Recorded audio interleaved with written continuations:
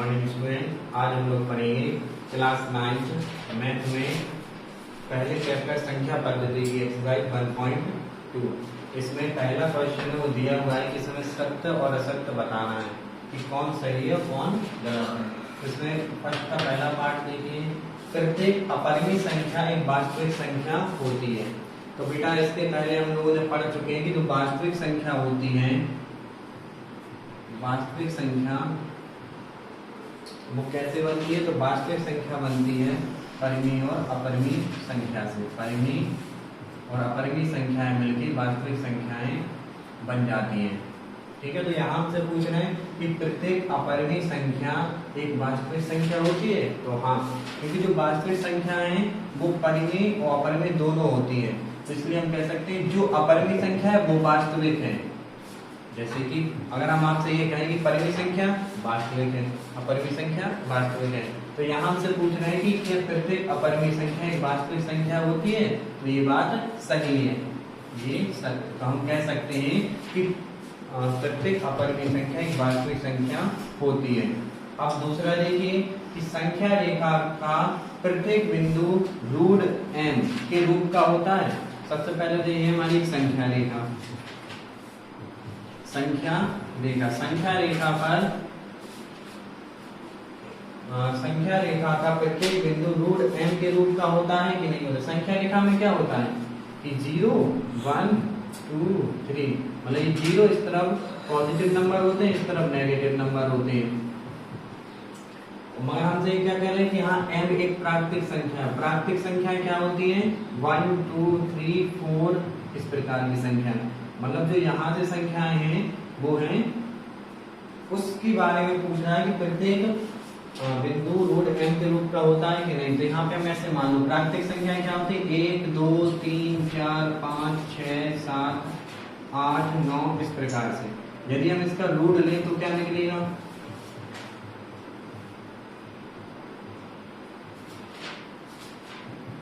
तो ये कह रहा है कि क्या प्रत्येक बिंदु रूट m के रूप का होता है कि नहीं होता है। और m कैसी संख्या है, एक प्राकृतिक संख्या है। तो हम यहाँ पे रूट m की जगह हमने रख देंगे, ये हम मान ले रहे रूट m है, इसमें हमने रख दिया प्राकृतिक संख्या है। तो रूट 1 का मान हो गया 1, रूट 2 रहता है, रूट 3 होता है। रूट 2 को हम कन्वर्ट कर सकते हैं 2 into 2, इसमें एक 2 बाहर आ जाएगा। इसी प्रकार रूट 5 को रूट 5 लिख देते हैं, रूट 6 को रूट 6, रूट 7 को रूट 7, क्योंकि इनके गुणनखंड नहीं होते हैं इसलिए इसको ऐसे ही लिखते हैं। अब रूट 8 को हम ऐसे लिख सकते हैं 2 into 2 into 2, मतलब 8 के अगर हम गुणनखंड करते हैं तो 2 गुणे 2 गुणे 2। अब इसमें से 1 2 बाहर आ जाएगा, एक जोड़ा अंदर बन गया, 1 2 बाहर आ जाएगा, एक रूट अंदर बचेगा और रूट 9 हो जाएगा 3। ये 3 गुणा 3 जाएगा, एक 3 बाहर आ जाएगा। तो यहाँ पे देखो रूट 1 है ना, तो इसमें ये पूछ रहे हैं प्रत्येक बिंदु, इसका प्रत्येक बिंदु रूट m के रूप का नहीं होता है। कुछ बिंदु होते हैं, जैसे यहाँ पे देखो रूट 1 को हम 1 लिख सकते हैं, रूट 2 को रूट 3 को रूट 3, मगर रूट 4 को हम 2 लिख सकते हैं। इसी प्रकार रूट 9 को हम 3 लिख सकते हैं। बाकी की संख्याएं रूट में है तो रूट में लिख सकते हैं। तो ये हमारा जो ऑप्शन है ये हमारा असत्य है। ये जो पार्ट है वो कैसा है, असत्य है कि प्रत्येक बिंदु रूट m के रूप का नहीं होता है। कुछ बिंदु तो हो सकते हैं। अब इसी तरह थर्ड देखिए, इसका प्रत्येक वास्तविक संख्या एक अपरिमेय संख्या होती है। ये वाला जस्ट इसका अपोजिट दिया हुआ है। यहाँ पूछ रहे हैं प्रत्येक वास्तविक संख्या एक अपरिमेय संख्या होती है। तो ये देखिए अभी हमने आपको बताया था कि वास्तविक संख्या कैसे बनती है, परिमेय और अपरिमेय संख्या से मिलके। तो हमने आपसे कहा था अपरिमेय संख्या वास्तविक संख्या तो होती है, जैसा कि पहला वाला बताया था, किंतु वास्तविक संख्या अपरिमेय नहीं होती है। वास्तविक संख्याएं परिमेय भी तो हो सकती है, अपरिमेय भी तो हो सकती है। तो यहाँ पे क्या कह रहे हैं कि प्रत्येक, यदि ये प्रत्येक नहीं लिखा होता तो ठीक थी बात, मगर ये प्रत्येक लिखा हुआ है तो यहाँ पे बात सही नहीं है। तो हम कहेंगे प्रत्येक वास्तविक संख्या अपरिमेय संख्या नहीं होती, इसलिए कैसी हो जाएगी, असत्य। क्या सभी धनात्मक पूर्णांकों के वर्गमूल अपरिमेय होते हैं। सभी धनात्मक पूर्णांकों के, कौन से पूर्णांक, धनात्मक। यदि नहीं तो एक ऐसी संख्या के वर्गमूल का उदाहरण दीजिए जो एक परिमेय संख्या है। तो पूर्णांक हमें पता है ऋणात्मक धनात्मक शून्य मिलकर पूर्णांक बनते हैं। किंतु यहाँ पे बात कर रहे हैं धनात्मक पूर्णांक की, तो हम धनात्मक पूर्णांक लिख रहे हैं, जैसे 1 2 3 4 5, हमने अभी इतने धनात्मक पूर्णांक ले लिए, धनात्मक पूर्णांक। फिर क्या कह रहे हैं कि इनका वर्गमूल, तो इनका हम वर्गमूल ले लेंगे, कोई बात नहीं है, इसमें आराम से हम वर्गमूल ले लेंगे। वर्गमूल मतलब इस पे इस प्रकार से वर्गमूल लगा देंगे। हम इसमें एक 9 नंबर वाले ले रहे हैं, इसमें अपन संख्याएं ले सकते हैं जो धनात्मक पूर्णांक से। अब इसका हमने वर्गमूल भी ले लिया है, तो अब हम ये चेक करेंगे क्या सभी का वर्गमूल अपरिमेय संख्या है कि नहीं। जैसे हमने √1 को 1 लिख सकते हैं, √2 को √2, √3 को √3, √4 को हम 2 लिख सकते हैं, जैसा कि हमने इसके पहले बताया था, √5 को √5 और √9 को 3 लिख सकते हैं। तो वो क्या कह रहा है, क्या सभी, यहाँ पे ये चीज इंपॉर्टेंट है कि क्या सभी धनात्मक पूर्णांकों के वर्गमूल अपरिमेय होते हैं। तो बेटा यहाँ पे देखिए हमने धनात्मक पूर्णांक कितने लिए थे, इनमें से कितनी अपरिमेय संख्याएं निकली, देखो ये है अपरिमेय, ये है अपरिमेय, ये अपरिमेय है, ये संख्या कैसी है, परिमेय, ये परिमेय, ये वाली परिमेय। तो हम यहाँ कह सकते हैं कि सभी संख्याएं अपरिमेय नहीं होती हैं। तो यहाँ पे ये क्या है, क्या सभी धनात्मक पूर्णांकों के वर्गमूल अपरिमेय होते हैं, तो नहीं होते। फिर वो कह रहे हैं कि यदि नहीं तो एक ऐसी संख्या के वर्गमूल का उदाहरण दीजिए जो एक परिमेय संख्या है। जैसे हमारे पास देख रही 3 उदाहरण है अभी, 1 2 3, तो ये हमारे उदाहरण हो, इनमें से हम कोई भी उदाहरण ले सकते हैं। जैसे हमने लिया √9 = 3, तो ये हमारा उदाहरण हो गया। यहाँ पे हमने एक देखो धनात्मक पूर्णांक लिया, उसका वर्गमूल कर दिया, उसका वर्गमूल एक परिमेय संख्या निकला। अब आगे देखिए संख्या रेखा पर √5 को किस प्रकार निरूपित करेंगे। तो संख्या रेखा पर, संख्या रेखा बना लो सबसे पहले। आप संख्या रेखा जानते हैं, ये होती है संख्या रेखा, 0 1 2 3 4, इस प्रकार से, इस तरह मुझे -1 -2 -3। तो हमें तो पता है संख्या रेखा पर ये नंबर होते हैं, मगर वो कह रहे हैं कि √5 को निरूपित कीजिए। अब हम इस पे √5 कैसे बनाएंगे वो हम आपको बनाना बता रहे हैं। तो यहाँ पे देखिए सबसे पहले हम क्या करेंगे, ये जो 0 है ना, नहीं यहाँ पे सॉल्व करके हमें जानते हैं, हमें क्या बनाना है, √5, तो हम इसमें से 5 ले लेंगे। हम 5 को ऐसे लिख सकते हैं क्या, 4 धन 1 मतलब 4 + 1, 5 को हम 4 + 1 करके लिख लेंगे। फिर ये जो 4 है ना, इसको हम 2 का स्क्वायर लिख सकते हैं और 1 को 1 का स्क्वायर। इसी प्रकार हम 5 को √5 का स्क्वायर लिख सकते हैं। ये आप लोगों ने पढ़ चुके होंगे पहले कि हम 5 को √5 का स्क्वायर लिख सकते हैं। अब हमें करना क्या है, अब हमें इसके बाद ये करना है कि सबसे पहले हम एक संख्या रेखा खींचेंगे। बेटा इसके लिए आपको जरूरत पड़ेगी एक पेंसिल की, एक प्रकार की, इरेजर की, और फिर हम बनाना आपको बता रहे एक स्केल की। स्केल में आप क्या करना, पहले एक लाइन खींच लेना, इस पे 0 लेना बीच सेंटर पे, उससे 1-1 सेंटीमीटर के आप ऐसे पॉइंट कर लेना, इस तरफ भी कर लेना, यहाँ पे 1 2 3 4 5 6, इस तरफ -1 -2 -3। अब हमें सबसे पहला काम करना है, यहाँ पे ये जो 0 है ना, यहाँ पे हम इसको बिंदु, इसको हम पॉइंट ए के नाम से दे देंगे कि हमारे ये पॉइंट ए है, ठीक है। ए से हम क्या करेंगे, यहाँ से 2 लिखा ना, तो 2 मात्रक की दूरी ले लेंगे, 1 2 यहाँ तक की। अब हमने क्या करेंगे, संख्या रेखा पर एक बार इसको बेटा समझ लेना, फिर वीडियो को रिवाइंड करके इसकी प्रोसेस फिर से लिख लेना आप कॉपी पे। हम यहाँ पे लिखते जा रहे हैं, संख्या रेखा पर बिंदु ए से, इस बिंदु से यहाँ तक बी तक 2 मात्रक खींचिए, 2 मात्रक खींच लिया। अब हम क्या करेंगे, इस बिंदु बी पर एक 90 डिग्री होती हुई एक लाइन खींचेंगे। तो 90 डिग्री आप पेंसिल और प्रकार की मदद से करना कि यहाँ पे आप ऐसे, ये आपकी रहेगी पेंसिल और ये रहेगी आपकी प्रकार। हमने यहाँ पे लगाया, यहाँ पे प्रकार का नोक रखना, यहाँ पे पेंसिल पे।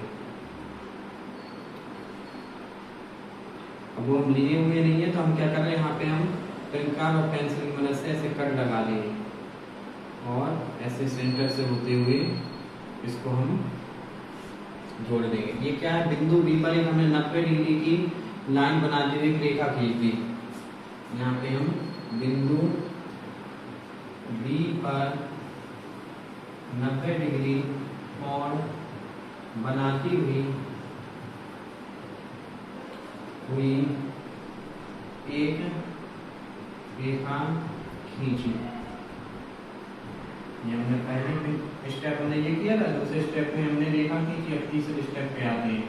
अब हम क्या करेंगे, हम ये जो रेखा मिल गई ना, अब हम इस पे एक मात्रक की दूरी लेंगे। तो आप स्केल से इसकी एक मात्रक की दूरी लेना। हमने यहाँ पे ले ली, ये है इसकी एक मात्रक। यहाँ पे बिंदु सी मिल गया, तो हम क्या करेंगे, थर्ड में लिखेंगे बिंदु बी से सी तक एक मात्रक दूरी ली, एक मात्रक की दूरी ली यहाँ से यहाँ तक। फिर अब हमने क्या किया कि अब ये हमारा एक त्रिभुज बन गया। देखो यहाँ पे ए बी सी एक त्रिभुज बन गया, ये 90 डिग्री है। ये हमारा कौन सा त्रिभुज बन गया, जिसमें 90 डिग्री का कोण होता है उसको हम कहते हैं समकोण त्रिभुज। तो ये हमारा एक त्रिभुज बन गया समकोण त्रिभुज। आप लोगों को हम बता दें, समकोण त्रिभुज में एक खासियत होती है। समकोण त्रिभुज ये होता है, ये 90 डिग्री का कोण होता है। इसके सामने एक भुजा कहलाती है कर्ण, एक भुजा कहलाती है इसकी लंब और एक भुजा कहलाती है आधार। तो इसमें पाइथागोरस प्रमेय से, एक पाइथागोरस महान गणितज्ञ थे, तो उन्होंने एक प्रमेय बनाई थी, उसको कहते हैं पाइथागोरस प्रमेय। पाइथागोरस प्रमेय कहते हैं कि जो कर्ण का वर्ग होता है, मतलब इस भुजा का वर्ग इस भुजा के वर्ग प्लस इस भुजा के वर्ग के बराबर होता है। मतलब लंब का वर्ग प्लस आधार का वर्ग इसके बराबर होता है। फिर से देख लीजिए कि कर्ण का वर्ग जो होता है वो लंब के वर्ग के प्लस आधार के वर्ग के बराबर होता है। तो ये हमारा है ना, तो ये हमारी कर्ण है। कर्ण क्या है, ओसी। तो हम यहाँ पर लिख देंगे त्रिभुज ए बी सी है, ये हमारा समकोण त्रिभुज है ए बी सी। त्रिभुज ए बी सी में क्या हो जाएगा, ए सी, ये अपना कर्ण है। तो ए सी का वर्ग बराबर हो जाएगा अपना b c plus a b. ये कर्ण का वर्ग, कर्ण है अपना ए सी, लंब है बी सी और आधार है अपना ए बी। ये हो गया। बी सी की वैल्यू है हमारे यहाँ पर 2, ए बी की है हमारे पास वैल्यू 1, 2 का वर्ग 4 और 1 का वर्ग ये। ए सी स्क्वायर बराबर निकला 4 घन 1 बराबर 5। तो ए सी बराबर हो जाएगा, हम इसको भी मिटा देते हैं, ए सी बराबर हो जाएगा, ए सी स्क्वायर बराबर 5 निकल आया, तो ए सी बराबर हो जाएगा √5। अब हमने ये दूरी कितनी निकाल ली, √5। अब ये √5 निकाली, मगर हमसे प्रश्न में पूछ रहे थे कि संख्या रेखा पर √5 को प्रदर्शित करना है। तो ये संख्या रेखा तो है नहीं, संख्या रेखा हमारी ये है। तो संख्या रेखा पर निरूपित करना है तो हमें क्या करना है, इतनी दूरी करनी है ये। तो हम फिर प्रकाल उठाएंगे, प्रकाल से हम क्या करेंगे, इतनी दूरी नाप लेंगे, जैसे हमने ये नाप ली, और फिर उतनी दूरी का हम यहाँ नीचे एक चाप लगाएंगे इस पर। तो ये जो दूरी है ना, यहाँ पे हमने पॉइंट पी ले लिया, ये वाला पॉइंट। ये जो पॉइंट पी है ना, ए से जो पी तक की दूरी होगी वो हमारी कहलाएगी √5। तो यहाँ पे हम लिखेंगे। इसके बाद एक स्टेप आपको लिखना, 3 हो गए ना स्टेप, यहाँ पे स्टेप 4 में लिख लेना कि बिंदु O को केंद्र मानते हुए AC त्रिज्या लेकर संख्या रेखा पर एक चाप लगाएं। बिंदु O को केंद्र मानकर